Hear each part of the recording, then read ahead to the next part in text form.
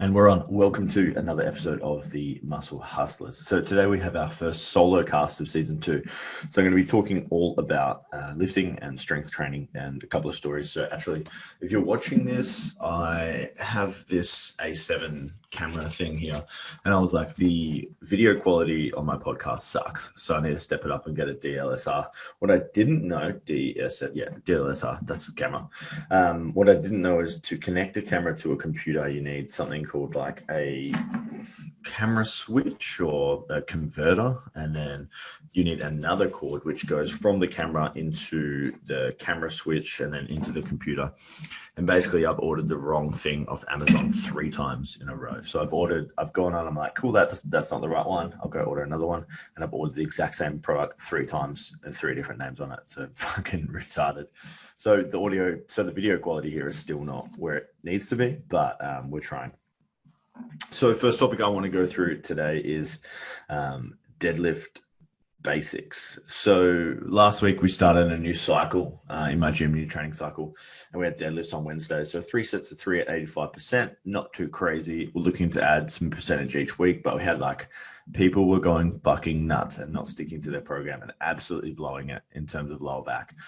So I probably had about 3 to 4 people message me. They're like, I'm really sore. And I was like, well, one of 2 things happened. You just went way too hard, didn't stick to your percentages and blew your back out, or you ego lifted and tried to lift the same as someone else, which, generally is one of those 2.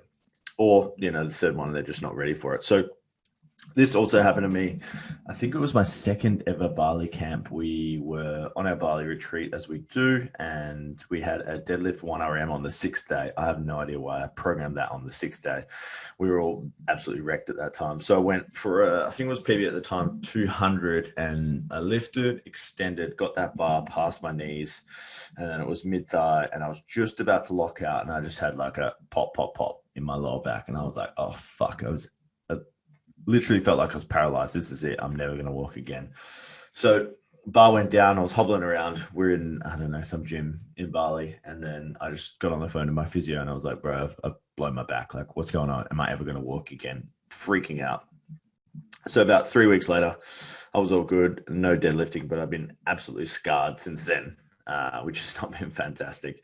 But I wanted to go through just a little bit about deadlift safety, and then just talk about deadlifts a little bit as we get into this podcast episode.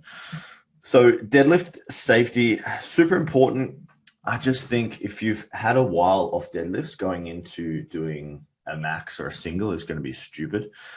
So I just want to preface that if you're heading into a new training cycle going forward. I had a question from a client the other day, and he asked me about optimal training dose and how often you should be strength training. This was actually Mike Sampson. So thanks for the question. But optimal training dose, I would personally say for strength is anywhere from 3 to 5 times a week. I am a strength scientist and a strength lord. So my answer to that is going to be super biased. The way I would usually judge it is I'd train Monday, Tuesday, have Wednesday off, and then I'd train Thursday, Friday. It's my 4 days a week. That Wednesday, I'll be monitoring my HRV and recovery on Whoop, and usually it's pretty shit. And then Saturday, Sunday would be off completely. So Sundays usually is like no work, no nothing day. I'll go for a hike or something like that. So my optimal dose is 4 days a week. I know some people is 5. Obviously, the younger you are, the probably more you can handle. I found for me personally, as soon as I got to like 28, everything kind of went downhill. In terms of my recovery. So 29, turning 30 next year, things were downhill. I would say 3 to 5 days a week is going to be best for most people and whatever you can handle. And then another question I had on that was, what would weekly progressions look like for training? So my stock standard weekly progression is 2 to 4% for compound lifts, depending on what they are. So squat, deadlift, bench, snatch, clean. And then for accessory exercises, I try to increase the weight or add another rep on at the same weight. So ensuring there is progressive overload. So for progressive overload, we need to make sure that our final week of any training program is a deload. And technically what a deload is less volume. So volume equals sets times reps, which equals the volume. Sets times reps times weight equals the volume. So the way I would do that is increase intensity and reduce the volume. So let's say weeks 1, you got 5x5, week 2, 5x5, week 3, 5x5. In week 4, I would go 3x5, but making sure the weight is heavier than week 3. So the intensity is going up, volume is coming down. If I were writing a program that wasn't for the general public and I wasn't trying to keep people happy and not bored and getting results and stuff like that, I'd probably stretch out a training cycle for 4 to 8 weeks, depending on where we're at. But I basically write training programs with a few factors in mind. So all my programs go for 4 weeks, as that's probably the optimal amount of time that people can keep engaged on a singular training program and the minimum time that they can get a result. So I first learned about most of this training, programming, and prescription from my boss in America, Jim Crumpos. He was like a mad Charles Poliquin fan. Rest in peace, Charles Poliquin. But I walked into his office my first day at working in Arizona, and I look off to the left, and the wall was literally like probably about 4 square meters, and it was just covered in certifications and modules from Charles Poliquin. So I've never met someone that loved Charles Poliquin more than him, which was amazing, and it was great to learn off him.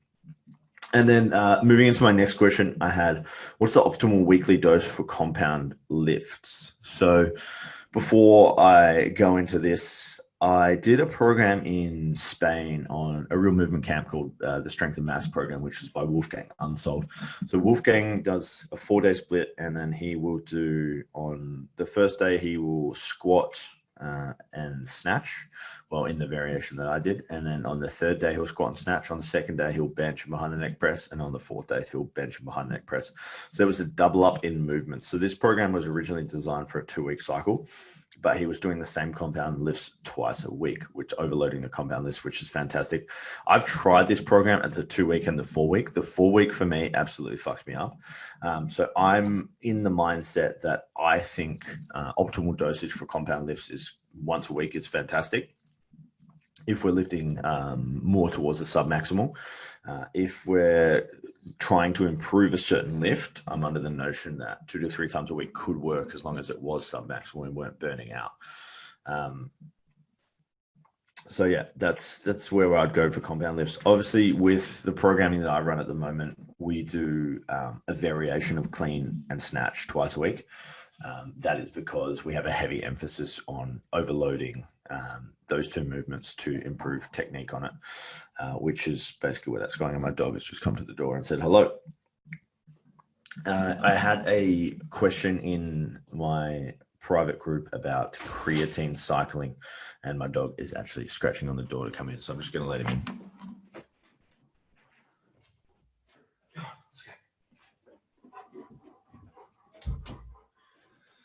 Max is on for his 4th chemo today. So just after this recording, I'm going to take him to the vet for his 4th chemo. He's doing all right.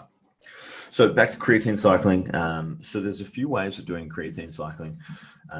We've got the harder method and the simple method. So the simple method is just take 5 grams a day, which is about 1 scoop.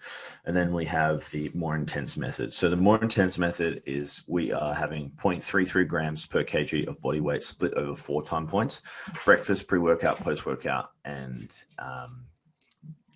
dinner. So that's the 4 time points. And then we're going to have that for 2 weeks. So it's going to be a 2-week loading cycle, and then we're going to go to maintenance for 4 weeks. So the maintenance cycle is 0.03 grams per kg of body weight split over the same time points there. And that's going to be for a 4-week period of the maintenance, and then we're going to cycle off it for 2 weeks. But the simple method is just 5 grams a day, which will top up your creatine stores. When I first started taking creatine, a lot of people would tell me about how creatine was steroids, which was quite funny, but it is the most researched supplement on the planet and definitely does work. So one of our energy, or one of the contributors to energy, is ATP, adenosine triphosphate, and then phosphocreatine is the power source of this, which is cellular energy. So basically it gives your cells more energy to do work. I say it gives you about 5 to 10% in a set, or an extra rep on the end, which, you know, if you can add an extra rep every set for a whole training cycle, it's a couple of reps, and it's definitely going to make an impact on it. So we've done deadlifts, optimal training dose, weekly progress for maintenance, weekly dose of compound lifts, and creatine cycling. So I got tagged, actually my new sales guy, Luke, he tagged me in a video by Joe Rogan. It's basically a compilation of Joe Rogan clips about talking about motivation. And I was sitting there. I had a huge weekend, which I don't usually have. I was sitting down on Monday afternoon. It was like 2:00, and I was like, "You were a lazy piece of shit," because I wasn't going to train that day because I was super crook from the weekend. And I watched this video, and within the first 2 minutes, I was like, I packed up, had a shower, went to the gym, and busted out a good session. But basically, Joe Rogan's motivational highlights, and I hear this all the time, and people always say to me, "Oh, I just can't be fucked. I wasn't feeling like it. I don't really want to train today." And my common answer to that is every day you're not going to feel like it. There are some days where things are not going to feel great. There's some days where you're going to be sore, you're going to be tired, your life's going to be hurting. But, like Joe Rogan says as well, if I only trained when I felt good, I would be a fat motherfucker. I would be a lazy piece of shit. I wouldn't have good strength numbers. I wouldn't have good Ollie numbers. I wouldn't have a good body composition. It's not about only training when you feel great. It's about training when you have to train, because you are an example to other people and you need to get it done. And it leads me into my final topic. I'm 29. I haven't really been out on the piss for about 4 years properly. That's when I really gave up partying. I had a big weekend. We had a ball on Saturday night with my partner, and then on Sunday we had an event at my house for the gym. And there was 2 days of drinking and not sleeping, blah, blah, blah. And literally Monday I was fucked. And Tuesday I woke up, I had a sore throat, and I was like, am I getting tonsillitis again? Scrolled through my cupboard of supplements and medication, found some old antibiotics. So knocked back some penicillin. I'm feeling a bit better today on Wednesday. But this is why this podcast is delayed. It's just because I couldn't even talk. But I thought to myself, I was like, how do people do this still every weekend and then deal with this like Monday, Tuesday, I'm feeling like shit. Wednesday, I've come good. And then Thursday, I'm good. And then they go to do it again. Like they're obviously getting nothing done throughout their week, and it's super unproductive. So on that note, if you're having big weekends and you're trying to be productive with training, it's not going to happen. Take my word for it. It's not a good time. So if you enjoyed this episode of Tim talking smack and talking about training and life and creatine cycling and stuff like that, let me know, subscribe, drop me a DM on Instagram at Tim Frey. And it's been great chatting to you.